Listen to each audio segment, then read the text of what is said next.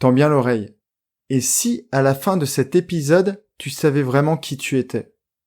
Aujourd'hui, si je te demande de te présenter, tu vas me dire, je m'appelle, je suis, je vis à, je travaille dans.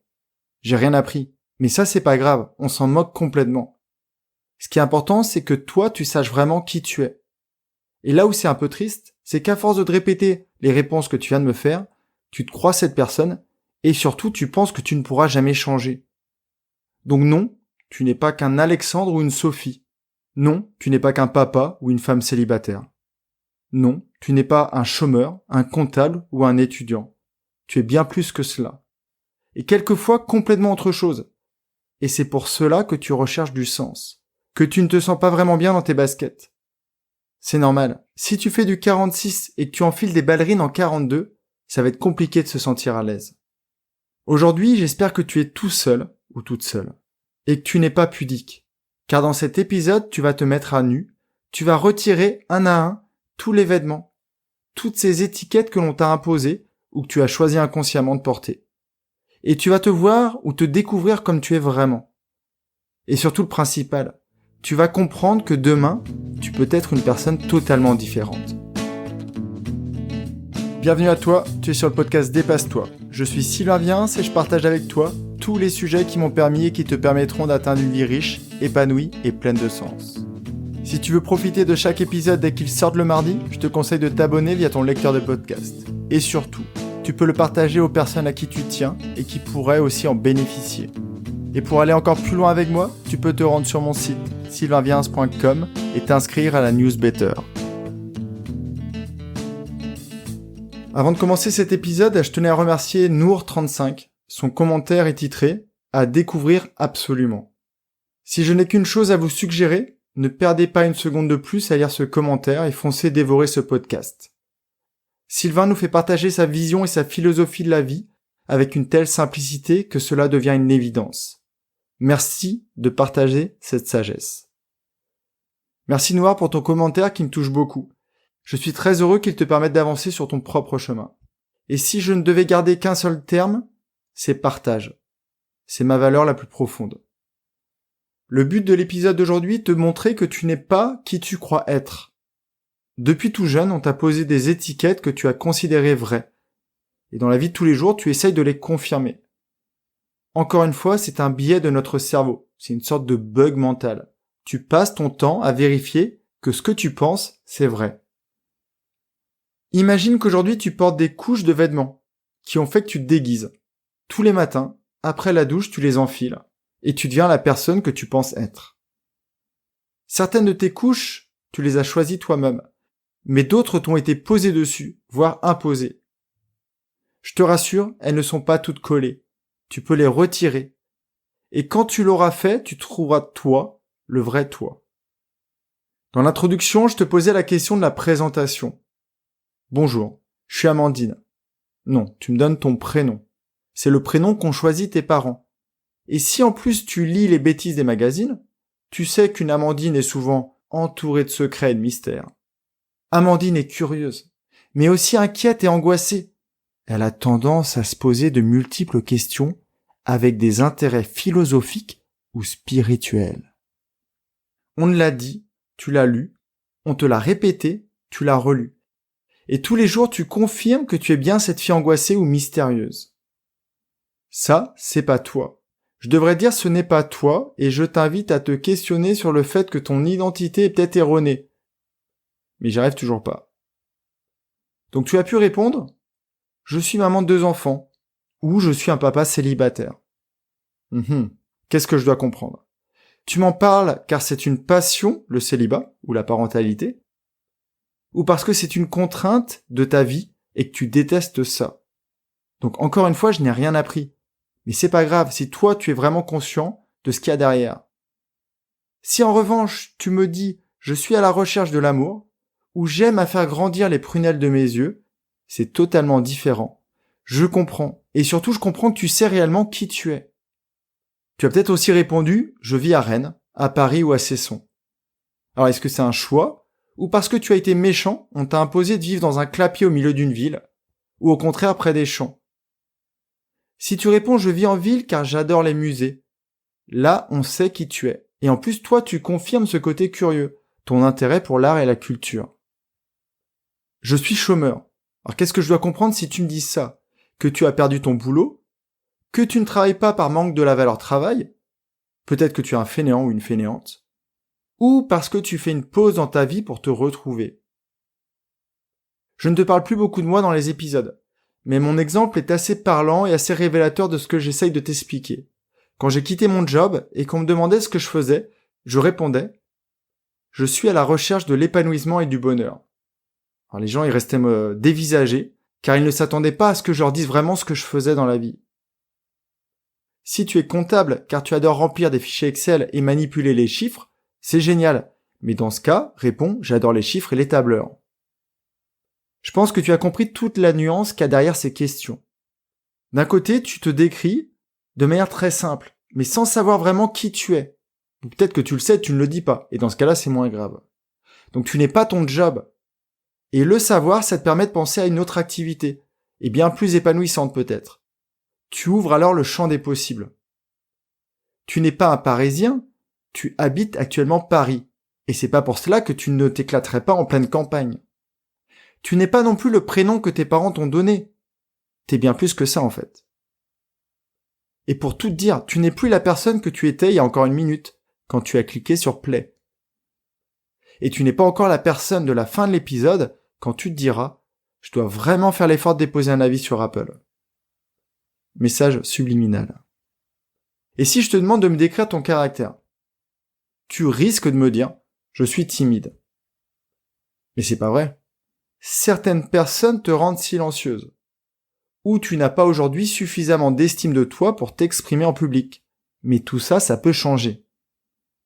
Tu aurais aussi pu me dire « Je suis colérique ». Mais non. Dans certaines conditions ou situations, tu te mets en colère. Et encore une fois, c'est totalement différent. Si demain, tu réécoutes l'épisode sur la gestion des émotions, le modèle de la lance, Spire, et l'accueil des critiques, je te mettrai les liens en commentaire, je te parie, je te promets, je te jure que tu auras enlevé cette étiquette ad vitam aeternam. Tu ne te considéreras plus colérique et tu réagiras de manière totalement différente quand on te fera des critiques. Retire toutes ces étiquettes. Comment tu fais? Tu prends conscience que tu ne te connais pas vraiment. Et grâce à des petits déclics, tu vas te découvrir. Cindy, c'est pas une flèche en maths. Elle est plutôt littéraire, et bizarrement, Cindy a toujours sa calculatrice à proximité. Mais un jour, Cindy oublie son sac, et elle doit aider une personne à faire un calcul. Et elle y arrive. Mathieu, il parle comme un banlieusard. Il s'interdit d'utiliser des termes sophistiqués. Pour lui, un ami, c'est un poteau. Mais un jour, on lui demande de s'exprimer devant une assemblée. Et il utilise le terme « ami ». Et il se sent en phase avec lui-même. Sylvain, c'est un combattant. À chaque fois que les valeurs de Sylvain sont bafouées, il s'énerve et il part au combat. Mais un jour, Sylvain accueille avec calme une réaction inappropriée. Et il se rend compte qu'il peut le faire. Et là, c'est le déclic. Un petit dernier exemple pour la route. Jean-Paul, c'est un citadin. Donc le silence de la campagne le stresse. Donc à chaque voyage, il arrive à se convaincre qu'il va être stressé. Et un jour, il découvre qu'il adore s'allonger dans l'herbe haute.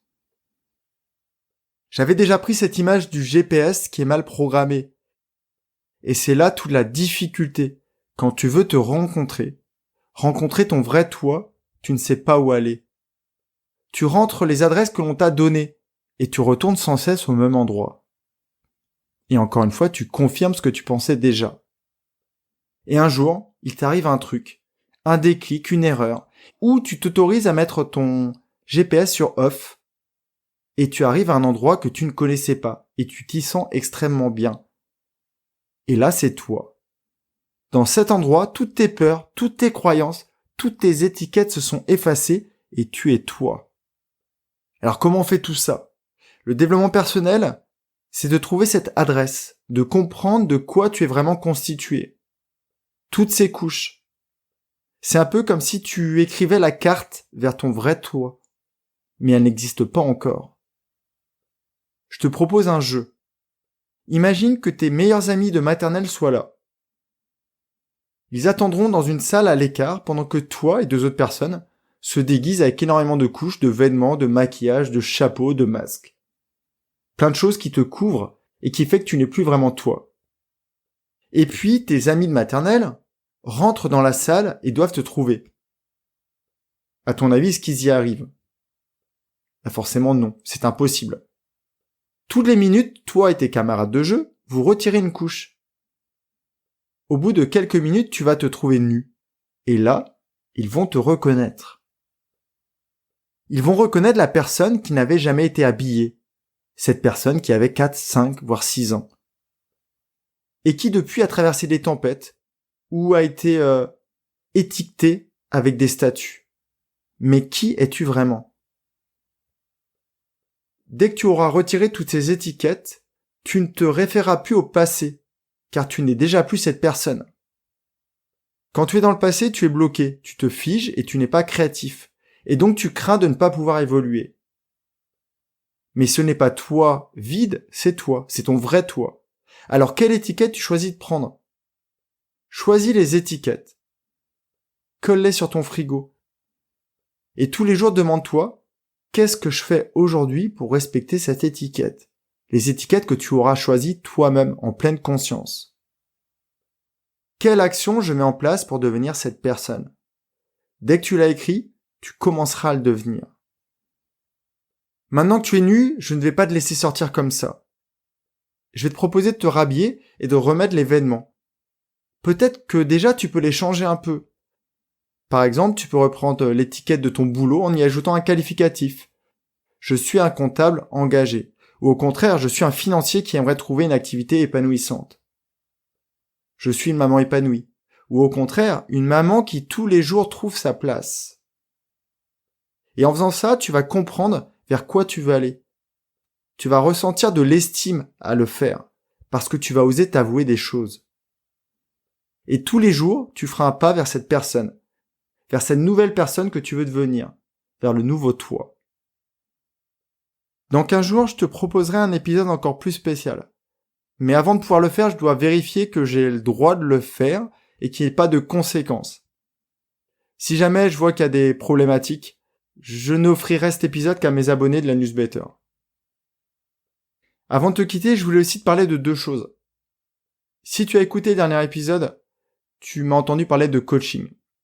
Et à partir de la mi-juin, je vais vraiment proposer une offre personnalisée aux personnes qui voudront aller plus loin et plus vite. Et la deuxième nouvelle, c'est que je suis en train de travailler sur une formation. Et c'est une formation sur la méditation. Il y a beaucoup d'auditeurs qui me l'ont demandé.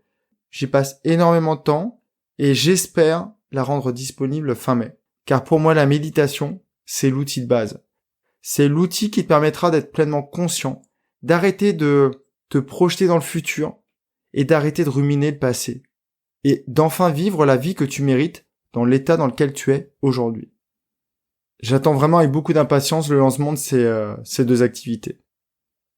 En attendant, prends bien soin de toi, passe une très belle journée et à jeudi dans la newsletter. Bye bye. Si cet épisode t'a appris quelque chose, n'hésite pas à en parler autour de toi. Dis-toi qu'à chaque fois que tu m'aides à le diffuser, tu fais tous les jours un peu plus pour aider tes proches et influencer positivement les gens qui nous entourent. Je te remercie très sincèrement pour ton écoute et je te souhaite vraiment le plus beau pour la suite.